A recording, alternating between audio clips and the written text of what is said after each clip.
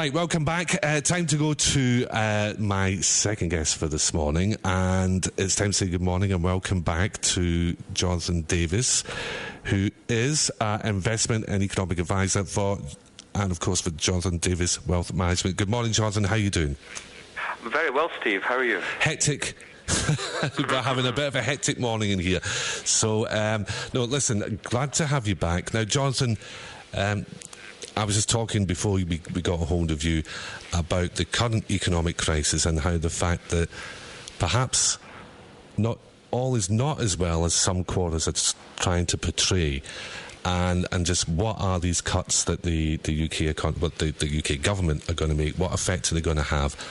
And listening to you last week on Richie's programme in the evening, you spoke about Japan and the lost decade with Japan. And what's the possibility of the UK falling into that trap? Well, yeah, the picture is certainly grim in my view. I paint it that way. I don't make the economics, I merely interpret them. It's in the interests of bankers and estate agents and politicians, some politicians, to talk up the economy for obvious reasons. Let's look at how we compare to the likes of Japan. And just, first of all, let's put the context of what's happened in Japan. 1989, 21 years ago, was the peak in the Japanese economy. Over 20 years ago. Since that period, your listeners will find this surprising, but it's true. They've been in depression for 20 years. We don't see that in the West because all we see is sparkling big office towers, the bullet train and their high-tech electronics and all that. But, you know, they've got a massive underemployment. They've got people living on the streets, which we don't see, literally people living in cardboard boxes. And you don't think about that when you think of Japan. You think only of prosperity. It's simply not been the case. And what they've done over the last 20 years is they bailed out their banks who had overlent. They continued to print money over and over again to try and get the economy going. Does any of that remind you of anything happening in a country near you? Well, it does. It does. And, you know, one thing, Jonathan, look, I don't have the expertise that you have. I mean, my economics is a basic higher in economics. That you'll be familiar with that certificate, which is like the equivalent of an A grade, A level. But one of the very first things that I remember being taught in economics was you don't print money to get yourself out of a situation like this.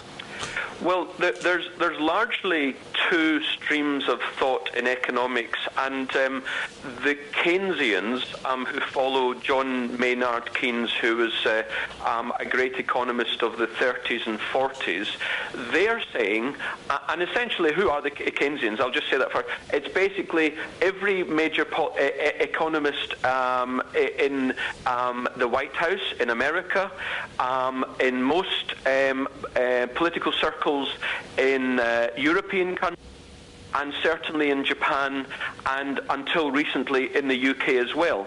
The Keynesians say that if you're in an economic slump, you have to borrow money from wherever and pump it into the system to try and get the economy going. My problem with that is that they miss out the, shall we say, the last part of the phrase. Borrow money and put it in the system as long as the global lenders allow. And that is the operative extra phrase. You look at Greece, look at Spain where you are, look at Ireland, which has been in the news the last couple of days. You can borrow as a government as much money as you want, but at some point the lenders, the global lenders, the pension funds, the investment banks, the hedge funds, they will start increasing the interest rate that they charge, and that will feed directly into your country's interest rates, which will feed then directly into mortgage rates.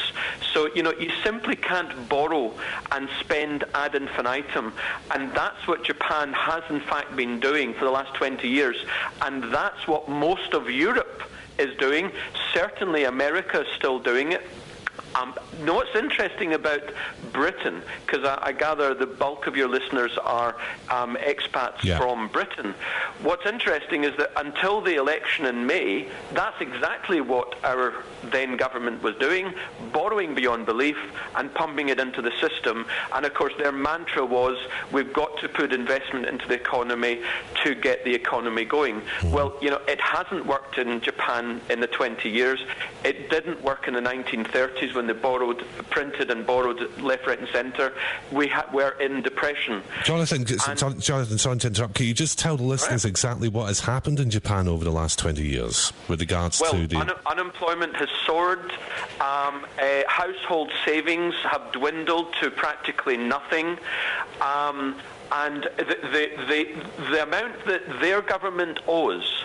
we talk about how much our government owes. It's approaching 100% of the size of the economy. It's approaching 100% of GDP. The Japanese government owes 220% of their annual GDP. It's a literally gargantuan sum of money, which of course they'll never be able to repay without having soaring inflation in due course. Their currency will be decimated, you can just imagine what that will do to their economy. Their interest rates will go through the roof. Although their interest rates have been low, that's simply been because they've been able to borrow from their households. The metaphorical Mr. and Mrs. Watanabe have bought national savings certificates at their post office by the barrelful for 20 years, and they've been happy with just 0.5% or 1% return on their money. But Mr. and Mrs. Watanabe have run out of money now. They've got no more money they can put into the post office. Okay. Let me finish this point. Sorry. Which means that the Japanese government, to borrow from now on, will have to go to the global lenders. That's when their interest rates will go through the roof. That's when their economy will again go through the floor. Right, so they're in a mess. The economies in the West are in a mess. Now, before I came on, when I announced that you were coming on, I got a call from a listener who said they've been trying to explain the situation, the crisis, to their teenage son, and he doesn't seem to get it. But there's two key questions he wanted me to put to you to try and explain. I think this is relevant to everybody.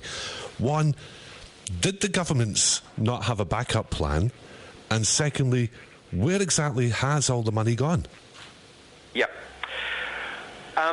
For the last 20 or 30 years in particular, there has been an explosion of debt in society, as I think everyone knows, and largely people have put that money into property. They've borrowed gargantuan sums of money, they bought property prices have gone through the roof, although no longer. Can I just as an aside, I don't know if you saw today's news from the Halifax Bank, but their monthly house price survey, I think this is relevant to the discussion, you'll not believe this, but their September figures are down 3.6% in 1 month. No, that's in the UK. That's a big drop. It's the biggest fall for a month in history, and that's the dire state. So we borrowed beyond belief, and the banks who had lent all this money to us, to governments, to companies, suddenly realised that the loans were backing onto assets, largely commercial and residential property, which weren't worth what they had previously been valued at. Which is the story in Spain in particular, with the banks in Spain, isn't it? Well, Spain, I think, is having the biggest house price crash in Europe. If I can just reiterate something I said on Richie's show a few nights ago, it's quite remarkable that in 2006, at the peak of your housing boom, or development boom, should I say, you guys built more properties than Germany, Italy, and France combined. Now, that's just ridiculous. Those loans are just totally bad.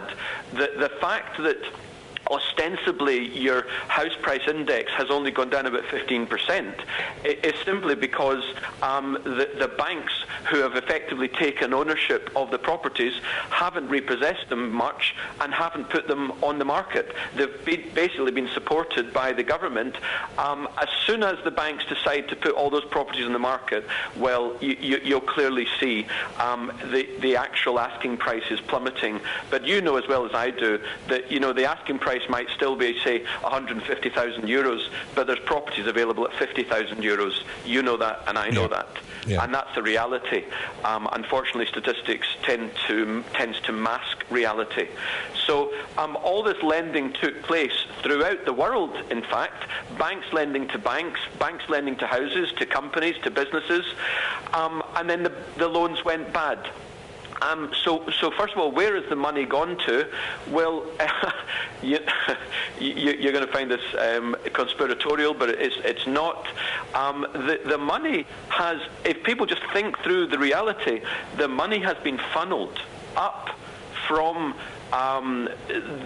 society up to the bankers and the wealthy elite in society.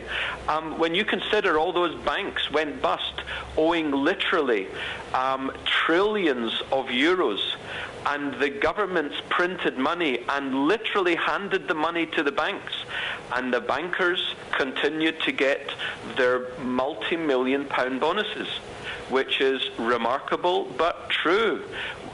Our increases in taxes and our reductions in public services, it's come about because all that money was borrowed by governments, given to bankers, and the bankers gave it to themselves.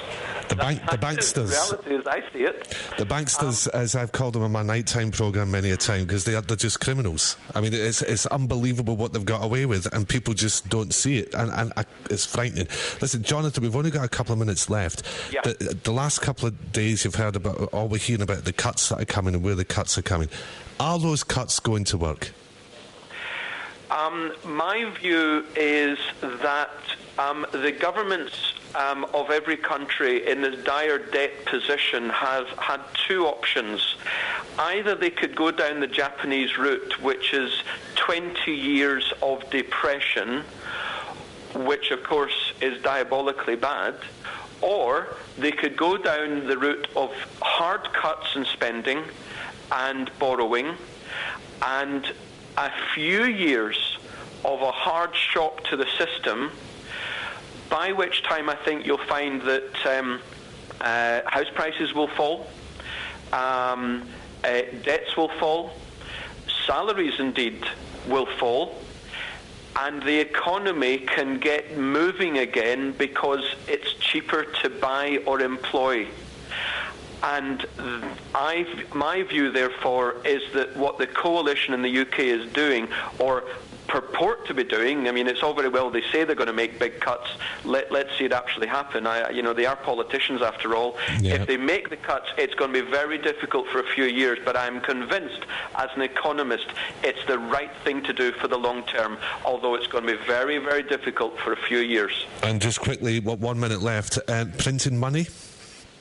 Yeah, it's about borrowing from global lenders.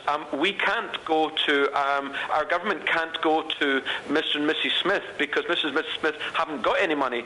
So if we borrow, we go to the global lenders. And the next time we print money, or as they call it, quantitative easing, that's when the global lenders will hike our interest rates, and that will feed directly through to mortgages. I think that's going to happen just before the next election. Again, they're politicians. They're going to use it to buy votes. Okay, listen, Jonathan, thanks for joining us at such short notice. Jonathan Davis, economist and investment advisor with Jonathan Davis Wealth Management. Have a good morning, Jonathan, and I'll speak to you again soon. All the best. Take care. Bye-bye.